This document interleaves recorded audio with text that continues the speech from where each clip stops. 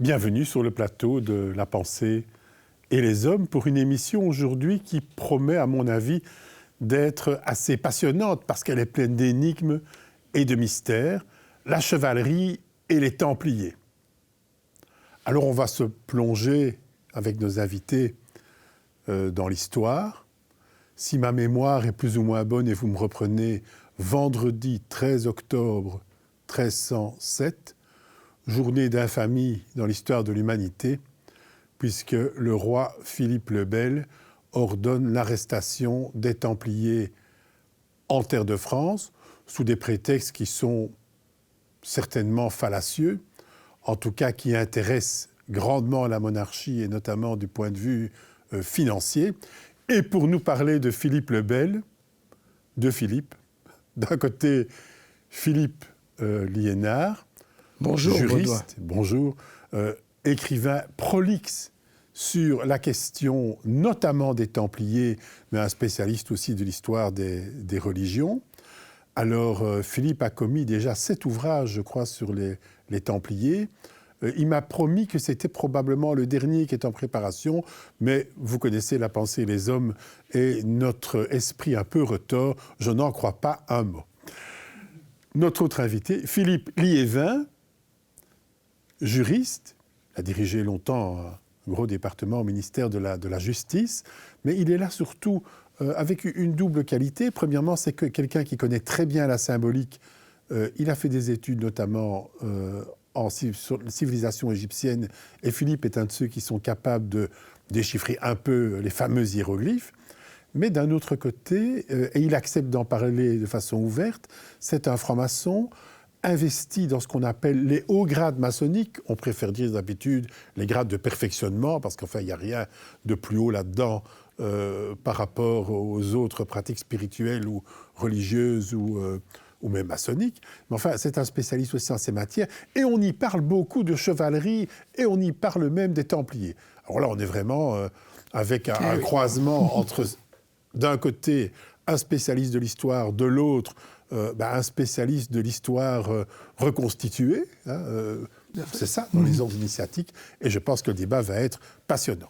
Alors voilà, déjà, je sais que beaucoup d'images passeront pendant cette émission pour faire, entre guillemets, la publicité, c'est-à-dire nous informer sur les livres qui sont publiés, mais celui-ci, Templiers, Jésus-Christ, ordre et société spirituelle ou religieuse, des mystères antiques au réseau actuel. Voilà déjà un fameux livre qui bientôt... C'est le petit dernier.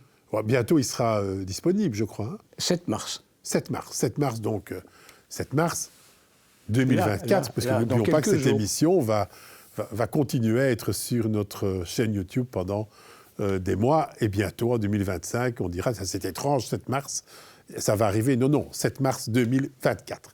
Alors voilà, Philippe Liénard, je vous cède directement la parole. Premièrement, d'où vient cette passion chez vous pour l'ordre du Temple? Et elle vient aussi en écho avec un intérêt qui est un intérêt très large, encore aujourd'hui, au sein même de la population. Les Templiers font l'objet de beaucoup d'écrits de vulgarisation. D'où vient cet intérêt chez vous? Alors, l'intérêt, c'est un peu comme les Astérix, quand on parle d'Obélix qui est tombé dans la soupe quand il était petit. Moi, quand j'étais petit, et je n'ai toujours pas grandi d'ailleurs, mais enfin, ça c'était un autre débat, j'avais un grand-père, franc-maçon, comme moi, puisque c'est public, tout le monde le sait, qui était passionné d'histoire, qui écrivait des livres d'histoire. Et un jour, il s'est mis à me parler d'un personnage que je ne connaissais absolument pas, qui s'appelait Michel de Ramsay, qui a fait un discours connu. Le chevalier de Ramsay. Le chevalier de Ramsay, qui a fait un discours extrêmement connu dans le monde maçonnique, qui a repris un certain templarisme, discours de 1736, où il va, mais ça c'est un sujet de débat en soi déjà, se tromper, la question c'est volontairement ou non, en disant que les francs-maçons sont les héritiers de l'ordre de Saint-Jean de Jérusalem. Il faut savoir que, et je termine par là la réponse à cette question, les chevaliers de Saint-Jean de Jérusalem, ce ne sont pas les Templiers. Les Templiers, ce sont les pauvres chevaliers du Christ et du Temple de Salomon. C'est qui? Les chevaliers de Saint-Jean de Jérusalem, c'est les hospitaliers qui sont devenus aujourd'hui l'ordre canonique et pontificale de Malte. Donc, moi, je veux bien que les francs-maçons puissent encore imaginer être issus de ça, mais ils ne le sont pas. Pas plus d'ailleurs qu'ils ne le sont des Templiers. Et ça, c'est pas moi qui le dis. C'est un convent qui a lieu à Wilhelmsbad en 1785 et qui dit qu'une fois pour toutes, il faut qu'on arrête de fantasmer sur des origines qui font chic. Mais en réalité, même si on a gardé un certain esprit templier en maçonnerie, qu'on retrouve d'ailleurs dans un certain nombre de rites, nous ne sommes pas les héritiers des Templiers. Voilà, soyons clairs d'ailleurs, parce que j'ai eu ce débat un jour avec une personnalité éminente de l'ordre de Malte et nous aurons un colloque sur cette thématique.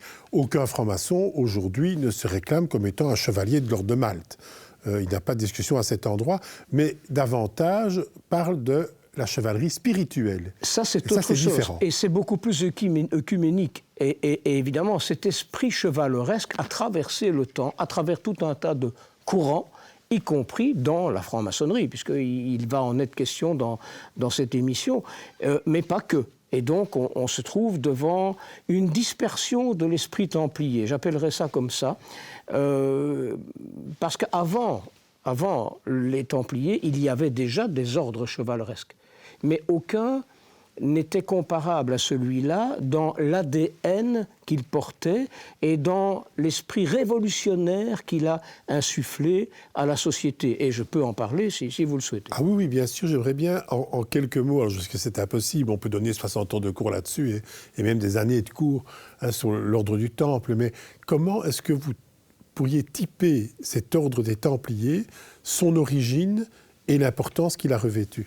Alors, d'une manière extrêmement schématique, au risque d'être forcément très très incomplet, mais ça renvoie celles qui le souhaitent à des lectures que vous avez suggérées, Baudouin tout à l'heure, judicieusement. Les Templiers, trois choses à dire. La première, c'est qu'ils sont au départ une initiative qui naît à Naplouse. Naplouse, ça se trouve en Palestine actuelle, en 1118, où quelques-uns, sous l'invitation du roi de Jérusalem, du patriarche de Jérusalem, vont imaginer une structure qui aura une vocation ésotérique, protectrice, et un tout petit peu militaire au sens, non pas combattant, mais protecteur. Donc ça revient au deuxième point. Et va naître l'ordre des pauvres chevaliers du Christ et du Temple de Salomon. Pourquoi du Temple de Salomon? Parce qu'ils habitent à ce moment-là dans ce qu'il reste de ce qu'on croit être les anciennes écuries liées au Temple de Salomon. Mais là, on peut discuter jusqu'à la fin des temps, mais qu'importe. 1118. Souvent, dans les livres d'histoire, on fait remonter l'ordre du Temple à 1129, 10 ans plus tard. Pourquoi? Parce qu'en 1129 se passe à Troyes un concile organisé par le pape Honorius II qui considère que ces Templiers, c'est quand même intéressant, il faut en faire quelque chose. Et on leur donne une règle, soutenue non pas par Bernard de Clairvaux, comme tout le monde le raconte, parce que Bernard de Clairvaux était assez opposé à l'ordre du Temple au début, tout simplement parce qu'un de ses parents, qui s'appelle André de Montbard, était parmi les fondateurs de l'ordre du Temple, et ça ne lui plaisait pas qu'il vive des aventures un peu curieuses en Orient, en découvrant des choses qui pourraient remettre en question sa foi. Oui, et puis Bernard de Clairvaux était très centré sur sa famille dans la création même de son ordre religieux, il ne faut pas l'oublier. Voilà. Et donc, Bernard de Clairvaux, ça ne lui plaît pas trop, tout ça, mais bon, finalement, il va adhérer et même encourager l'ordre du Temple et en profiter pour développer l'ordre des cisterciens qui a comporté entre 600 et 700 abbayes un peu partout. Donc, bon, bref, les Templiers, en 200 ans de vie, vont complètement réformer la société du Moyen-Âge, qui se répartit, comme vous le savez, en 3 catégories de personnes, les laborares, les bellitores et les oratores. Et alors là, il faut traduire. Je vais traduire tout de suite. TV, il y a ceux qui bossent, il y a ceux qui causent, et puis... il y a ceux qui se battent. Et puis il y a ceux qui font la guerre. Voilà. Les donc bellitores. Les moines de combat les moines guerriers, comme on dira des Templiers qu'ils étaient des moines guerriers, il faut bien le souligner, mais 20% des Templiers étaient des combattants. Les 80% qui manquent étaient agriculteurs, scribes, traducteurs, des intellectuels, des forgerons, enfin toutes sortes de professions, charpentiers, couvreurs, maçons. Et ça, on ne le disait pas, parce que vous parliez tout à l'heure de la chute de l'ordre du temps, enfin du jour de l'arrestation des Templiers. Il n'est pas innocent de se souvenir que c'est le 13 octobre 1307, à minuit plein, que les deuxièmes lettres de cachet de Philippe le Bel ont été ouvertes par les baillis et les sénéchaux de France. Les travaux des Templiers se sont donc arrêtés à minuit. Tout ça traverse le temps. Et ils ont été arrêtés en réalité à l'aube, puisque les forces de police de l'époque, brillante opération de police d'ailleurs, faut-il le dire, de coordination, vont arrêter les Templiers à 5 heures du matin. C'est pour ça qu'à travers l'histoire, et notamment le Code civil français de 1804 et notre Code civil, pendant des années, avant 5 heures du matin, les huissiers ne pourront pas faire de constat. Ces 5 heures du matin viennent aussi de là. C'est assez drôle d'ailleurs. Mais bon, bref. Les Templiers vont... Donc la date de la malédiction du vendredi 13. Alors oui. Non pas Jésus, mais bien les Templiers. Oui. Ou les deux. Là, la malédiction, c'est celle qui a été... Enfin, c'est Maurice Druon qui a mis cette malédiction en 1954. Oui, mais ça, c'est la malédiction du procès. Moi, je parle de la date du vendredi 13. Oui, le minuit plein et les 5 heures du matin... Ça vient de là. Ça vient de là. Oui. C'est quand même extraordinaire. Donc, le vendredi 13, dont on se méfie, on ne sait plus trop pourquoi, dans l'imaginaire collectif, on ne sait plus que ça vient de ce choc traumatique de l'arrestation des Templiers, dont tout le monde, à l'époque, imaginait qu'ils allaient rester là pour longtemps, parce qu'ils étaient tellement bien perçus. Ils réformaient, c'est pour ça que je voulais raconter ça, ils réformaient le système du droit du travail. C'était le premier organisme international du travail. Le premier OIT est Templier. Le premier FMI est Templier. Le premier système de voyage organisé, protégé, où on paye par avance et où on risque rien en circulant, est Templier. Les Templiers vont posséder 2 millions de kilomètres carrés de terre, plus de 9000 bâtiments de toutes sortes à travers l'Europe, et à l'apogée de l'ordre des Templiers, qui va quand même vivre à peu près 200 ans, Bordonov, qui est un historien parfois un peu contesté, mais enfin il faut quand même rendre grâce à cet homme qui a consacré sa vie à ce que je vais dire maintenant, c'est-à-dire calculer ce que pouvaient rapporter les recettes templières sur un an. C'est un boulot comme un autre de calculer ça, et il avait pu déterminer à travers toutes les recettes de l'ordre du Temple que l'ordre du Temple récupérait l'équivalent de, aujourd'hui, 55 milliards d'euros par an. C'est donc une petite multinationale qui fonctionnait pas si mal. Dommage qu'il n'y ait pas eu une société de conseil pour aider nos dirigeants aujourd'hui à faire autant de bénéfices. Ça aurait engendré des coûts. Je me tourne maintenant vers mon deuxième Philippe. Alors, les Templiers connaissent un ricochet tout à fait étonnant, on l'a dit, par l'entremise, mais erroné, du chevalier de Ramsay, qui ne parle pas des Templiers, donc. Quid aujourd'hui de la franc-maçonnerie par rapport aux Templiers ? Eh bien, effectivement, la franc-maçonnerie a ce qu'on appelle les hauts grades ou les grades de perfectionnement, qui datent pour la plupart du XVIIIe siècle. Hein, donc le développement de la maçonnerie, il y a une floraison de rituels particuliers qui vont pour la plupart être codifiés, notamment dans le rite écossais ancien et accepté, au tournant du XIXe siècle. Et donc, dans ce qu'on appelle donc ces hauts grades, je rappelle qu'il y a évidemment plusieurs obédiences dans le monde, plusieurs rites. Je n'ai pas eu le rite écossais, mais il y a le rite français, il y a le rite d'York, Memphis Misraïm, etc. Donc il y a un grand choix dans le monde. En Belgique, c'est surtout le rite français et le rite écossais qui sont pratiqués. Et il y a dans les hauts grades, donc, on fait référence dans les chapitres d'abord, puis dans les aréopages, ensuite, et dans les 3 grades terminaux, puisqu'on va jusqu'au 33e degré. Là, on a des références chevaleresques dans les titres des grades, puisque à partir du 15e degré, on a ce qu'on appelle chevalier d'Orient, et puis on a un 17e degré chevalier d'Orient et d'Occident. Et puis, plus loin, on a encore d'autres titres, chevalier de Royal H, chevalier de Saint-André d'Écosse, etc. Et on arrive jusqu'au chevalier Kadosh, 30e degré, Kadosh signifiant saint, pas nécessairement au sens chrétien, mais en tout cas de la pureté. Kadosh, c'est un mot hébreu. Hein. Voilà, exactement. Et donc, ce thème de principe de chevalerie est repris donc, dans toute une série de ces grades, pas nécessairement, bien sûr, en référence directe aux chevaliers aux croisades. Bon, les croisades, on sait que c'est historique, mais ce n'est pas nécessairement quelque chose dont on est fier en Occident aujourd'hui. Et c'est bien sûr plutôt au niveau de la chevalerie spirituelle que l'on insiste dans les hauts grades, dans tous ces rituels.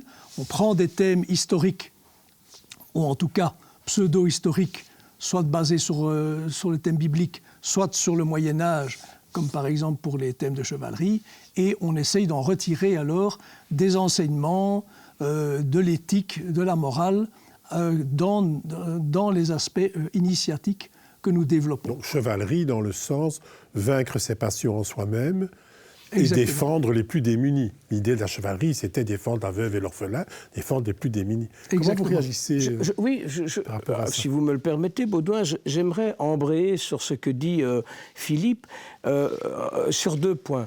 D'abord, un de mes bouquins, c'est l'héritage spirituel des Templiers. Et on retrouve du templarisme au rite écossais ancien accepté, on parlait des hauts grades tout à l'heure, on retrouve aussi ça au rite écossais rectifié, au régime écossais rectifié. On a trouvé ça dans la stricte observance templière, qui était un rite maçonnique assez particulier, né en 1755 en Allemagne. On trouve ça dans le rite standard d'Écosse, qui est souché sur le rite de Kilwinning, et c'est pas pour rien, je vais vous en dire un mot. On trouve ça aussi dans certains grades du rite français. Bref, aucun rite maçonnique de side degrees ou de haut grade ou de grade de perfection ou de grade philosophique n'échappe à la présence de l'ombre des Templiers qui plane sur un certain nombre de rituels. Et je voulais vous lire quelque chose que je ne mémorise jamais, et que j'ai trouvé dans la première règle des Templiers, c'est-à-dire celle qui date de 1118. Et vous allez voir pourquoi la franc-maçonnerie s'est emparée de cet esprit du Temple. Si elle ne l'avait pas fait, elle se serait peut-être trompée de chapelle, si j'ose dire. Mais voilà. Qu'est-ce qu'on retrouve là-dedans? Il faut traduire. C'était du latin, de l'hébreu et de la langue du Nord, donc la langue d'Oïl. Quel est l'objectif de l'ordre du Temple? Eh bien, de pratiquer l'amour du Christ. Forcément, ils vont s'appeler l'ordre du Christ et du Temple de Salomon. Ça ne va déranger personne. Et puis, de mettre son épée au service de la juste cause. Là, on plonge en plein dans les théories pondues par saint Augustin, qui a tout recopié d'Aristote. Et puis, de promouvoir plus de liberté de l'esprit et l'élévation spirituelle. Vous imaginez, on est en 1118. Et d'agir avec le cœur en vertu de l'éternelle sagesse. Alors ça, si la maçonnerie avait raté de chausser les chaussures du templarisme, c'eût été dommage. Et un mot pour juste terminer, on parlait tout à l'heure du chevalier Kadosh. C'est donc le 30e degré du rite écossais ancien accepté qui termine la formation philosophique. Et il a une origine. Maçonniquement, c'est un grade qui apparaît dans l'est de la France, du côté de Strasbourg-Metz, en 1740-50, quelque chose comme ça. Ça n'est pas innocent, parce que quand les Templiers sont dissous, en 1312, on ne va pas les arrêter tous, parce qu'un certain nombre se seront échappés avant. On n'en parle pas beaucoup. La question, c'est souvent, où est le trésor des Templiers? Que sont devenus les Templiers? Alors, il y a 1000 réponses là-dessus, mais on sait par où sont partis les Templiers. Un certain nombre d'entre eux sont partis en Écosse, d'autres sont partis au Liban, d'autres sont partis en Allemagne. Et une des branches templières, c'est celle de François de Beaujeu, qui est le neveu de Jacques de Molay, va partir en Écosse et va repartir en Allemagne et va, au gré du temps, pousser un certain état d'esprit à créer quelque chose qui sera le premier 30e représenté en France, qui sera interdit par la maçonnerie pendant quelques années, parce qu'il est considéré comme un degré appelant à la vengeance des Templiers contre la couronne et la papauté. Ce qui n'est pas vrai. Ce n'est pas un grade qui appelle au meurtre, c'est un grade qui appelle à la réflexion et à ne pas accepter d'être opprimé par la dictature. C'est complètement autre chose. Mais je ne vais pas en dire plus, sinon ce serait dévoiler la mariée. Mais voilà, je veux dire ça parce que ce n'est pas innocent. Et puis j'ai envie de dire un mot sur Maurice Druon, je peux. Oui, bien sûr. Voilà. Maurice Druon, je rends hommage au monument qu'il a été, pour l'apport qu'il a amené à la réflexion sur les Templiers, après une période que moi j'appelle la période de l'omerta. Après 1312, après la bulle Vox in excelso, qui met fin à l'ordre des Templiers, et la bulle Ad Providam, qui fait passer tous les biens des Templiers aux hospitaliers. J'ai fait un livre d'ailleurs sur tous les lieux Templiers d'Europe, à lire, c'est un guide touristique sympathique. Après ça, on ne va plus parler des Templiers parce que, dans l'imaginaire de l'époque, avoir porté atteinte à l'ordre du Temple va entraîner une malédiction. Et effectivement, quand on fait dire, sous la plume de Maurice Druon par Jacques de Molay, « Je vous assigne, vous, Guillaume de Nogaret, par exemple, à comparaître devant le tribunal de Dieu, etc. etc. » Guillaume de Nogaret, il est mort depuis 1 an. Donc Maurice Druon dit un petit peu des bêtises, parce que s'il y a bien quelqu'un qui était au courant de ce qui se passait, c'était Jacques de Molay. Et puis après, on sait de quoi sont morts Clément V. Philippe le Bel, il est tombé de cheval. Clément V, il avait des problèmes de santé au niveau abdominal. Il n'y a pas de malédiction. Mais à cette époque-là, mauvaise météo, mauvaise récolte, la guerre de 100 ans qui va commencer, une société qui part en déliquescence, les gens ont pu penser qu'effectivement, tout se passait mal. Donc on n'a plus parlé des Templiers pendant des centaines d'années. Ce n'est qu'au XVIIIe siècle qu'on va redécouvrir ce que c'était, et les auteurs n'étaient à l'époque pas très très informés. Donc, et aujourd'hui, vous le disiez d'entrée de jeu tout à l'heure, il y a un engouement pour le templarisme. Pourquoi ? Parce qu'on a redécouvert, à travers quelques auteurs, ce que sont les Templiers. Et pour mon plus grand malheur, j'ai la chance, on n'est plus que 3. À avoir des accès archivaux complets. Et donc, ça ne fait pas beaucoup de monde pour parler des Templiers d'une manière sérieuse. Ce que j'essaye modestement de faire quand on me fait le plaisir d'un micro. Alors, Philippe Liévin, comme vous acceptez de parler de votre expérience finalement, qu'est-ce que ça vous a amené, vous, personnellement, cette réflexion sur les Templiers et au-delà de ça, la maçonnerie chevaleresque dans votre vie, ça vous amène quoi sur le plan spirituel ? Eh bien, je pense qu'il faut se rendre compte, enfin pour ceux qui ne sont pas dans Léograde, que c'est une réflexion qui permet d'étudier, de revenir vers des textes que l'on ne connaît pas nécessairement. Toute une partie des hauts grades sont d'inspiration biblique, ce sont des thèmes bibliques qui sont repris et pour lesquels les francs-maçons qui essayent de faire cette progression symbolique et initiatique réétudie cela, alors que par définition on ne connaît pas nécessairement, et en tire des enseignements modernes, donc aussi bien sur l'aspect biblique que sur l'aspect moyenâgeux, chevaleresque. Et donc il y a toute une série d'enseignements, de formules qui sont prévus dans les rituels et dans les différents séminaires que l'on suit dans les hauts grades. La formule la plus classique étant évidemment Ordo ab Chaos, que la lumière doit vaincre les ténèbres, la science doit vaincre l'ignorance, etc. La devise des chevaliers Kadosh, c'est savoir, aimer, agir.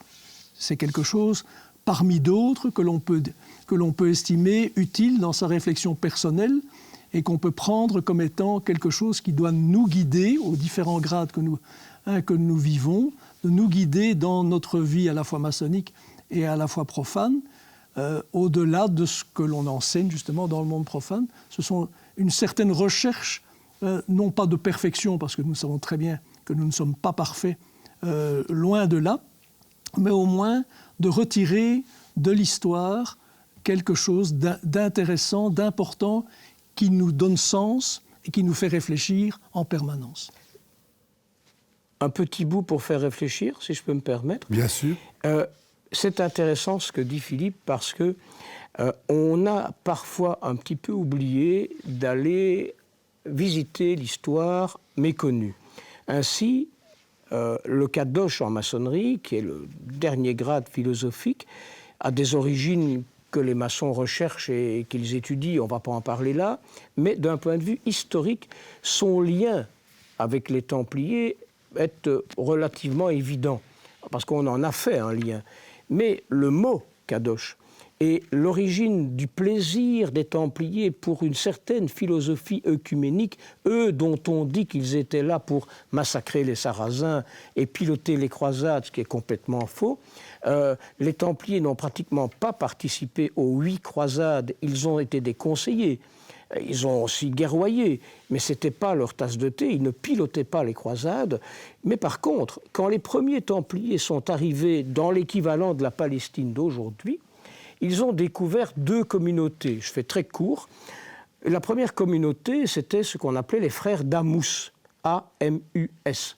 Les frères d'Amous, c'est une communauté qu'on trouve en Iran, sur les hauts plateaux, la Perse de l'époque, en 1054, et qui va inspirer les Templiers. On les appelle aussi des kadosh, les frères d'Amous. Et puis une deuxième communauté, celle des assassins, dont on va dire tout et n'importe quoi par la suite, alors que c'est une communauté initiatique qui vit sur le mont Alamout. Le vieux de la montagne. Oui, voilà. Le mont Alamout. C'était le titre que portait le grand maître, entre guillemets, de cette communauté, dont il est intéressant de voir que la progression initiatique fonctionnait comme celle des cercles de progression initiatique des Templiers. Tout ça est passionnant et a traversé l'histoire après une période de silence.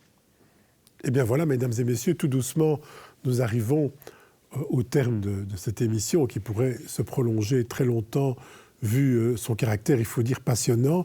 Mais nos invités sont passionnants de par leur recherche, de par leur connaissance.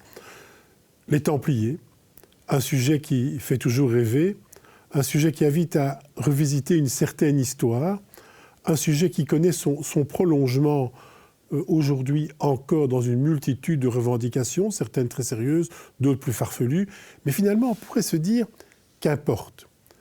Puisqu'en dernière analyse, on s'est beaucoup posé la question du trésor des Templiers. Le trésor des Templiers, je vais vous faire une confidence, c'est la pensée et les hommes qui le détiennent. Et oui, pour quelle raison ? Parce qu'en fait, ce trésor, c'était la connaissance.